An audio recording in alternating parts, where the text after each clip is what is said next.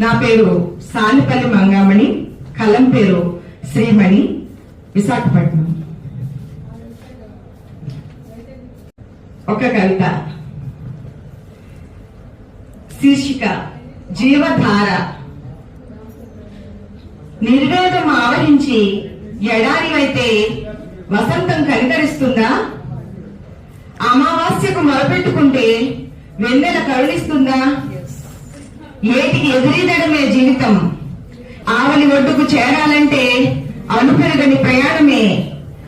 ఆశల విస్తరి నిండాలంటూ ఆకాశం కేసి చూస్తే ఎలా? ఆ ఫలితాలు విస్తారంగా ఆకాంక్షించినప్పుడు అవిశ్రాంతంగానే సేద్యం చేయాలి. వెలుతురు చీకటి ప్రసరించడంలో సమన్యాయాన్ని అవలంబిస్తుంటాయి. మనోవేదికను సంసిద్ధం చేయాలంటే మధురమైన సంగీతమే మానవ జీవితం. మధుకోవాలే గాని మనుగడ వీధులన్నీ మనోజ్ఞమైన రాగాలనే ఆలపిస్తూ ఆహ్వానిస్తుంటాయి. మనం ఆస్వాదించే జీవన నైపుణ్యాన్ని అలవరించుకోవాల్సింది అక్షరాల మానవుడే.